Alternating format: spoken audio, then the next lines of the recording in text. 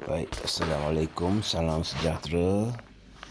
Baik, okey, video kali ini kita sambung topik berkaitan dengan permintaan, berkaitan dengan permintaan, iaitu konsep permintaan individu, konsep permintaan individu, iaitu kelok permintaan individu ialah kelok yang menunjukkan hubungan antara kuantiti diminta oleh seseorang. Ini poin dia, oleh seseorang, pengguna terhadap sesuatu barang pada suatu tingkat harga tertentu dalam suatu tempoh masa tertentu, Seseorang, kalau permintaan individu, maknanya permintaan yang dilakukan oleh seseorang, bukan sekumpulan orang, tapi seseorang sahaja. Sebab itulah yang dinamakan permintaan individu. Okey. Manakala permintaan pasaran pula, kelok permintaan pasaran ialah kelok yang menunjukkan hubungan jumlah permintaan semua individu. Di sini pula semua individu. Ini merupakan konsep permintaan pasaran, Semua individu dalam pasaran pada suatu tingkat harga tertentu dalam suatu tempoh masa tertentu. Beza dia permintaan pasaran dengan permintaan individu ini ialah permintaan pasaran dibuat oleh semua individu, terhadap sesuatu barang. Tetapi kalau permintaan individu ialah permintaan seseorang. Jadi permintaan pasaran ini adalah kombinasi bagi permintaan individu. Kombinasi bagi permintaan individu. Semua individu dalam sesebuah pasaran akan dijumlahkan, maka terhasillah permintaan pasaran. Terhasillah permintaan pasaran. Sebagai contoh, ini jadual menunjukkan dalam pasaran hanya terdapat 2 orang pembeli sahaja, iaitu Hisham dan Ashraf. Dan berdasarkan jadual di bawah, ia menunjukkan permintaan yang dilakukan oleh individu, maka ini adalah permintaan yang dibuat oleh individu. Manakala ini adalah yang last kali ini merupakan permintaan yang dibuat oleh pasaran. So permintaan pasaran ini adalah jumlah permintaan yang dibuat oleh individu secara mendatar. Secara mendatar. Kalau kita lihat contoh jadual ini, misalnya permintaan individu pada harga individu oleh Hisham pada harga 20 ialah 2 unit, untuk Hisham, manakala Ashraf meminta 3 unit sekiranya harga 20. Tetapi harga pasaran permintaan Hisham tambah dengan permintaan Ashraf, maka dapatlah satu konsep permintaan pasaran, iaitu 2 tambah 3 sama dengan 5. 2 tambah 3 sama dengan 5. Begitu juga pada tingkat harga lain. Maka kalau nak dapatkan permintaan pasaran, permintaan individu itu ditambah, maka dapatlah permintaan pasaran. Baik. Jadi sebagai contoh lain, pada tingkat harga 10, permintaan pasaran sama dengan permintaan Hisham tambah dengan permintaan Ashraf, iaitu 6 tambah 9 sama dengan 15. 15 ini ialah permintaan pasaran pada harga 10. Itu contoh. Dan ini adalah contoh bergambar rajah. Contoh gambar rajah ini, lukisan keloknya adalah untuk setiap individu. Ini adalah kelok permintaan individu Hisham. Ini adalah kelok permintaan individu Ashraf. Dan bila total, kita akan dapat kelok permintaan pasaran. Contoh. Contoh, kalau kita lihat contoh di sini, kita lihat pada harga 15. Pada harga 15, ini pada harga 15 ni.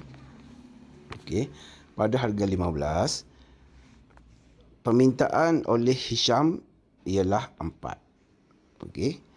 Dan pada harga yang sama juga, okey. Pada harga yang sama juga, permintaan oleh Ashraf ialah 6. Maka terhasillah jumlah permintaan pasaran ialah 10. Iaitu 6 tambah 4 sama dengan 10. Iaitu pada level harga yang sama. Okey, pada level harga yang sama, kita akan dapat satu titik yang dikenali sebagai titik B tersebut. Okey, titik B tersebut. Begitu juga pada harga 10. Okay? Pada harga 10, kuantiti yang diminta oleh Ashraf, kuantiti yang diminta pada harga 10, kuantiti yang diminta oleh Hisham ialah 6. Okey. Dan kuantiti yang diminta pada harga 10 juga, kuantiti yang diminta oleh Ashraf ialah 9. Maka 9 tambah 6 sama dengan 15. Maka terhasillah titik C. So, bila titik B dan titik C ini disambung, maka terhasillah satu kelok yang dikenali sebagai kelok permintaan pasaran. Ya, itu very simple lah ini ya. Baik. Itu adalah kelok permintaan yang kita dapat bentuknya yang mencerun negatif, ya, mencerun ke bawah, mencerun negatif dari kiri ke kanan. Itu ciri-ciri dia. Baik. Apakah faktor-faktor yang mempengaruhi permintaan ini? Ini very important, ya. Apakah faktor-faktor yang mempengaruhi permintaan ini? Iaitu harga barang itu sendiri yang pertama lah. Yang nombor satu yang paling banyak mempengaruhi permintaan ialah harga barang itu sendiri. So, kalau kita lihat pada rajah ini pun kita dah boleh tahu, okey, apabila harga berubah, ya, contohlah kalau kita lihat rajah yang Ashraf lah, bila harga berubah, kuantiti pun berubah. Bukan kuantiti dulu, ya. Bukan kuantiti yang berubah baru harga berubah, bukan. Dia berubah disebabkan harga yang berubah. Misalnya jika harga turun daripada 15 kepada 10, ya, maka kuantiti meningkat daripada 6 ke 9. Begitu juga jika harga naik daripada 10 kepada 15, semakin mahal, maka kuantiti diminta turun daripada 9 kepada 6. So, harga ini mempengaruhi kuantiti diminta. Ya. Harga sangat mempengaruhi kuantiti diminta. Baik, yang kedua, harga barang lain, sama ada barang pengganti atau barang penggenap.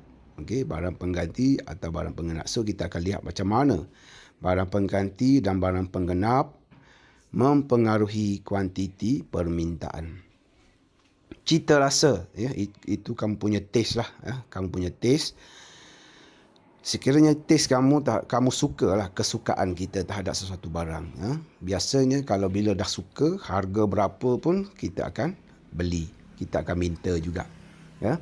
Yang keempat, pendapatan, ya. Semakin tinggi pendapatan kamu, semakin banyak kuantiti yang kamu minta, ya. Semakin kaya lah, ya. Jumlah penduduk, ya, semakin banyak bilangan penduduk sesebuah negara, makin tinggi, ya, permintaan, ya. F, kejangkaan masa depan, ya, jika harga pada masa depan dijangka akan menjadi lebih mahal, maka permintaan masa sekarang akan bertambah. Begitu juga sebaliknya lah, jika harga pada masa depan dijangka akan lebih murah ataupun harga pada masa depan dijangka akan jatuh, maka permintaan sekarang akan jatuh, ya, akan jatuh. Sebab apa? Sebab pembeli ataupun individu akan menyimpan hasrat membeli sekarang, dia akan simpan untuk membeli pada masa harga yang lebih murah. Okey. Kemudahan kredit, ya, kemudahan pinjaman lah. Kredit ini adalah kemudahan pinjaman, ya. Kalau mudah untuk dapat pinjaman, maka permintaan akan meningkat. Tapi kalau kemudahan pinjaman tu susah nak dapat, ya, maka permintaan akan jatuh. Okey. Contohnya bank memberi syarat yang ketat untuk kita membeli kereta. kan, nak buat pinjaman kereta daripada bank mengenakan syarat yang ketat, kan, syarat yang ketat. Contoh, interest yang tinggi, tempoh pinjaman yang pendek, deposit yang tinggi, kan. So itu akan mengurangkan permintaan. Dasar kerajaan, ya, dasar kerajaan, sama ada kerajaan memberi subsidi ataupun cukai, kan. Itu akan kita lihat nanti. Begitu juga yang terakhir sekali ialah musim, ya. Musim mempengaruhi permintaan. Kalau musim hujan, permintaan terhadap payung akan meningkat, kan. Begitu juga pada musim panas, permintaan terhadap air conditioning dalam rumah semakin meningkat, ya. Itu musim. Bagaimana musim mempengaruhi kegiatan, mempengaruhi permintaan. Tapi untuk makluman, ya, faktor A hingga D. A hingga D ini ialah faktor untuk yang mempengaruhi permintaan individu.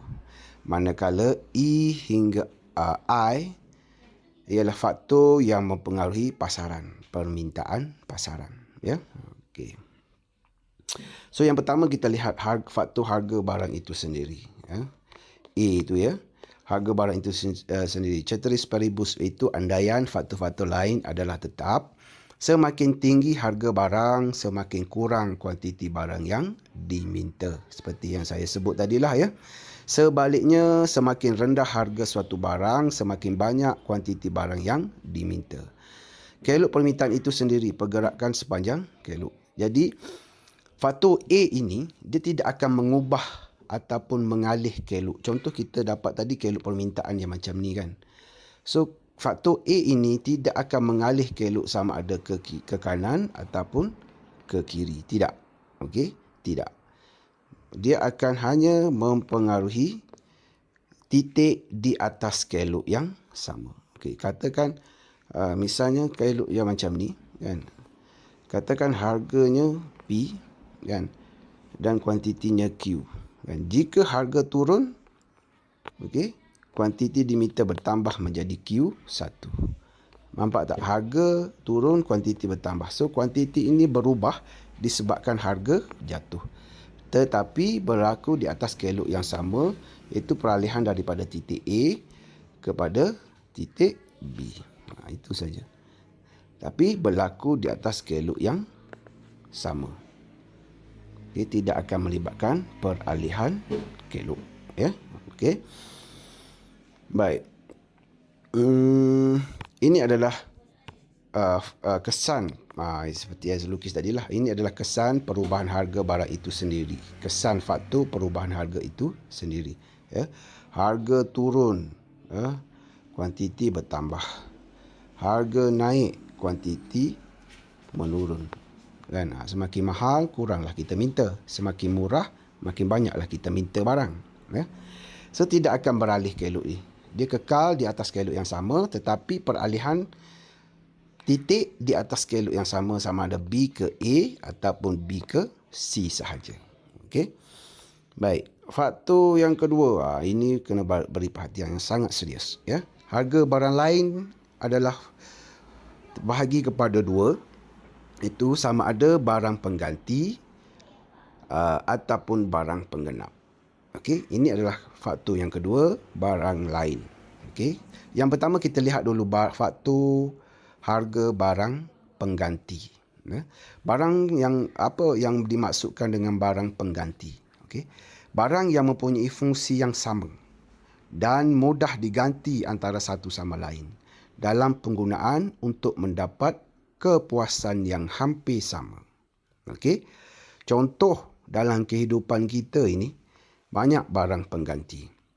Dan contoh berus gigi, pelbagai jenama di pasaran. Ada Colgate, ada Dali, ada Sensodyne, kan?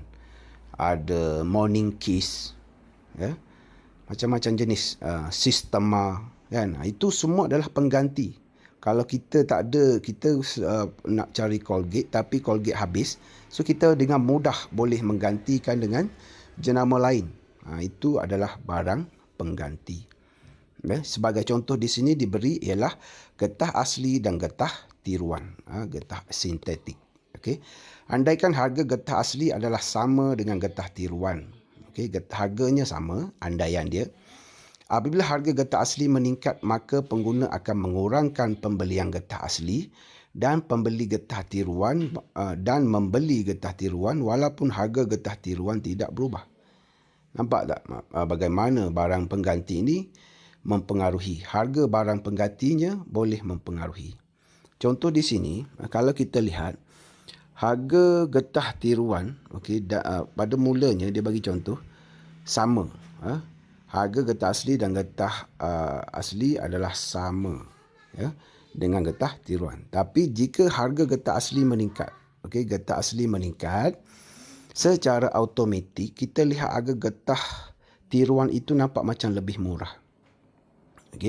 Nampak harga getah tiruan itu nampak macam lebih murah, maka pengguna akan mengurangkan membeli getah asli dan membeli getah tiruan walaupun harga getah tiruan tidak berubah. Berdasarkan contoh ini, kita boleh ringkaskan. Contoh ini contoh harga getah asli. Getah asli harganya 100. Getah tiruan harga pun 100. Kan? Tapi jika berlaku keadaan getah asli ini naik menjadi katakan 150, kan? Kita lihat getah tiruan ini harga dia tidak berubah, tetapi tiba-tiba permintaan terhadap getah tiruan ini meningkat. Sebab apa? Sebab kenaikan harga barang pengganti kepada getah tiruan, iaitu getah asli. Bila berlaku kenaikan, secara automatik kita akan melihat getah tiruan itu lebih murah. Maka permintaan terhadap getah tiruan akan meningkat. Walaupun harga getah tiruan tidak berubah. Itu situasi dia. Katakan ini contoh yang seterusnya. Katakan getah tiruan adalah pengganti kepada getah asli. Memang penggantilah. Apabila harga getah asli meningkat, pengguna kurang meminta getah asli dan lebih meminta getah tiruan, di mana harga getah tiruan tidak berubah. Walaupun harga getah tiruan tidak berubah, tetapi disebabkan kenaikan harga getah asli yang merupakan penggantinya, menyebabkan permintaan terhadap getah tiruan meningkat. Kelok permintaan getah tiruan akan berubah ke kanan. Berubah di sini. Berubah ini di sini maksud dia apa? Berubah di sini maksud dia beralih. Beralih ke kanan daripada D ke D1 D1. Ini contoh dia. Ini peralihan kelok permintaan bagi getah tiruan. Sebab apa? Tengok harganya, kalau kita bagi contoh tadi, berdasarkan contoh yang saya tunjukkan tadi, harganya kekal 100. Tetapi disebabkan harga 100 dan ini D ini adalah kelok permintaan getah tiruan yang asal. Tetapi disebabkan kenaikan harga getah asli, getah asli kepada 150 dan getah tiruan kekal 100, tetapi berlaku peningkatan permintaan. Kalau ke kanan, ini merupakan meningkat. Kalau ke kiri, ini merupakan permintaan menurun. Namanya permintaan. Permintaan, bukan kuantiti diminta, permintaan. Sebab kalau melibatkan peralihan kelok, dia kita panggil perubahan permintaan. Kalau melibatkan peralihan kelok, sama ada ke kiri atau ke kanan, tetapi harganya tetap, ia dinamakan perubahan permintaan. Tetapi kalau kelok itu tak berubah, berada di situ saja, tapi berlaku perubahan di atas titik saja, kan, sama ada di atas titik, di atas kelok yang sama, itu kita panggil perubahan kuantiti diminta. Itu disebabkan faktor harga barang itu sendiri. Jadi sebaliknya, apabila harga getah asli menurun, begitu juga sebaliknya. Ini menyebabkan pengguna lebih meminta getah asli dan kurang meminta getah tiruan. Kelok permintaan getah tiruan berpindah ke kiri, DD ke D2. Okey, ini. Okey, DD ke D2. Ini ke kiri. Okey, ke kiri. Itu menunjukkan permintaan getah tiruan telah merosot. Walaupun harga getah tiruan tak berubah, kekal pada P0, tapi disebabkan kejatuhan harga barang pengganti getah tiruan itu, iaitu getah asli, maka orang akan beralih ke masyarakat akan beralih kepada getah asli. Sebab apa? Getah asli lebih murah. Kan? Kelok ini menunjukkan kelok permintaan bagi getah tiruan. Ya. Ini adalah getah tiruan, ya. Kelok tiruan, getah tiruan. Ya, kekal, harga getah tiruan ini kekal. Ya. Tetapi disebabkan perubahan harga barang penggantinya, maka kuantiti permintaan barang getah tiruan ini akan berubah. Okey. Alright. Itu adalah barang pengganti.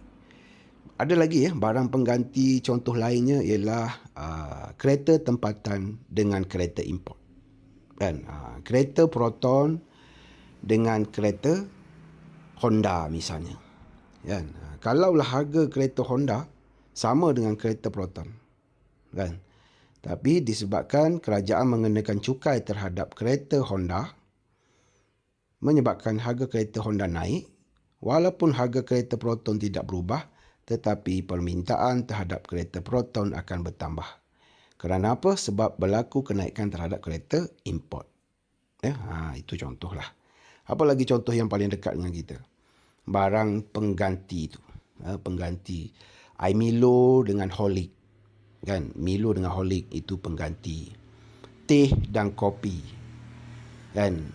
Teh dan kopi itu juga barang pengganti. Apa lagi?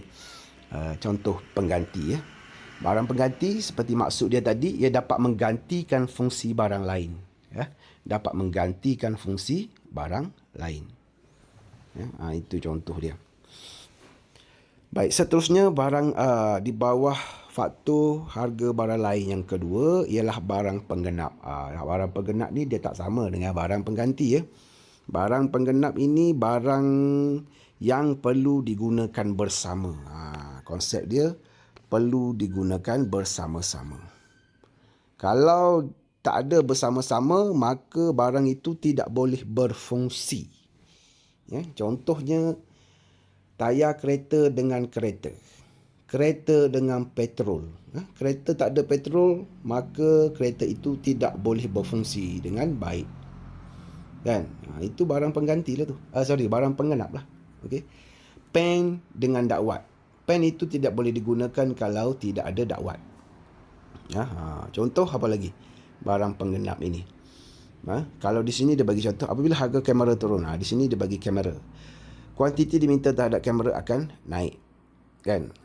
Ini akan menyebabkan permintaan terhadap filem akan meningkat. Ini contoh yang klasik lah. Sekarang kita tak guna filem lah sekarang kan. Harga filem tidak berubah. Kalau permintaan filem bergerak ke kanan, keadaan sebaliknya juga berlaku lah. Kalau kita ambil contoh lain apa? Barang penggenap. Contoh lagi barang penggenap ialah petrol dengan kereta lah, senang kan. Bila harga petrol naik, kan, harga kereta tak berubah, tapi harga petrol tu menjadi mahal. Maka permintaan terhadap kereta akan jatuh. Kan? Sebab setiap pembeli kereta perlu juga membeli petrol. Kan? Walaupun harga kereta tidak berubah, tetapi kenaikan harga petrol menyebabkan permintaan kereta juga akan jatuh, maka kelok permintaan kereta akan beralih ke kiri. Begitu juga sekiranya harga petrol makin murah. Harga petrol turun. Harga kereta tak berubah. Tetapi disebabkan kejatuhan harga petrol, permintaan terhadap kereta akan meningkat. Walaupun harga kereta tidak jatuh. Kenapa permintaan terhadap kereta meningkat? Sebab harga penggenapnya merosot. Dan itu tarikan, menjadi satu bentuk tarikan. Ingat ya, barang penggenap ialah barang yang perlu digunakan bersama-sama. Barulah barang itu boleh beroperasi dengan baik. Boleh beroperasi. Apa lagi ya? Barang penggenap, pen dan pensel, teh dan susu kan. Boleh nak jadikan teh tarik kan. Perlu ada susu ya. Okey. Bagaimana? So, ini akan menyebabkan kelok sama ada beralih ke kiri ataupun ke kanan. Harga kekal, harga tidak berubah. Ya. Kalau dalam banyak-banyak faktor ni, okey. Dalam banyak-banyak faktor ni, kamu kena ingat ya, bahawa dalam banyak-banyak faktor ini, faktor A ini sahaja yang tidak menyebabkan peralihan kelok. Faktor semua yang lain ini akan menyebabkan peralihan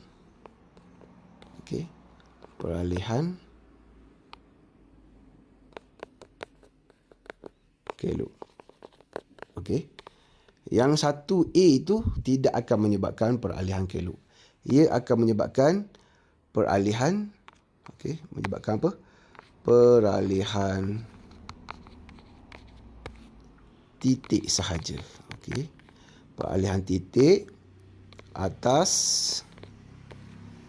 kelok yang sama. Tetapi faktor yang lain ini menyebabkan peralihan kelok pada harga yang sama. Okey, pada harga sama. Itu beza dia. Okey. Faktor seterusnya ialah cita rasa. Faktor seterusnya ialah cita rasa. Pengguna sekarang banyak dipengaruhi oleh iklan melalui pelbagai media dan pertunjukan-pertunjukan serta expo, pameran dan sebagainya. Kan?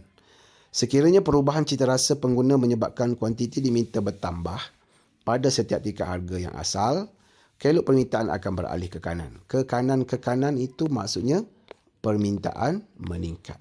Okey. Keadaan adalah sebaliknya di mana kelok permintaan akan beralih ke kiri jika cita rasa pengguna terhadap satu barang berkurang. Banyak faktor yang mempengaruhi cita rasa kita ya.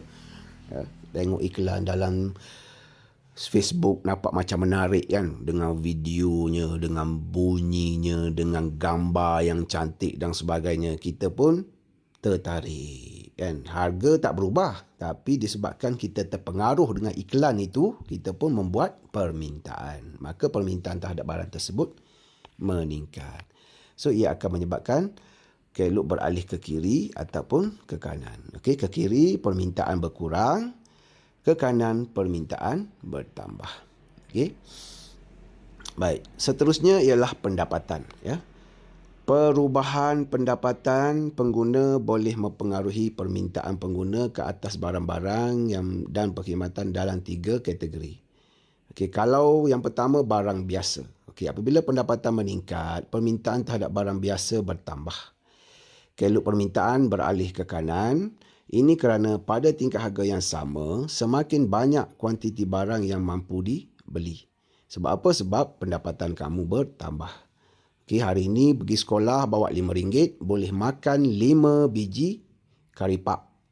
Kan? Esok ayah kamu bagi RM10, harga karipap sama tapi kamu boleh makan 10 biji karipap. Kan? Sebab apa? Sebab pendapatan kamu telah bertambah dan permintaan terhadap karipap juga bertambah walaupun harga karipap tidak berkurang ataupun tidak meningkat. Tapi permintaan terhadapnya berubah disebabkan apa? Disebabkan pertambahan pendapatan kamu. Ya. Sedangkan apabila pendapatan berkurang, kelok permintaan akan beralih ke kiri. Ini kerana pada tingkat harga yang sama semakin sedikit kuantiti yang kamu mampu beli. Okey, kuantiti yang kamu mampu beli. Baik, seterusnya ialah barang bawahan. Pendapatan ini dia mempengaruhi permintaan barang bawahan. Barang bawahan ini ialah barang yang mempunyai kualiti yang rendah. barang yang mempunyai kualiti yang rendah. Barang bawahan mempunyai hubungan negatif dengan pendapatan. Okey. Bila pendapatan meningkat, permintaan barang bawahan akan menurun dan kelok permintaan berpindah ke kiri.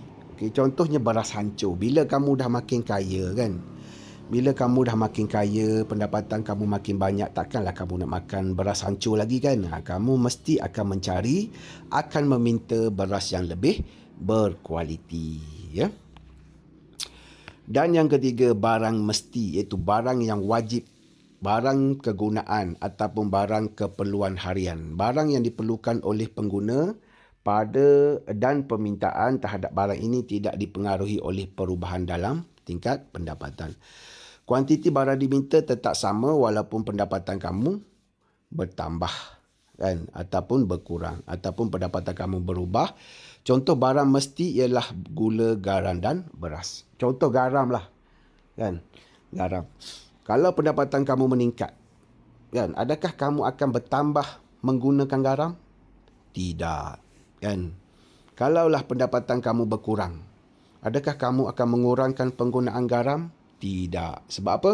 Sebab garam itu barang mesti. Dalam masakan mesti ada garam.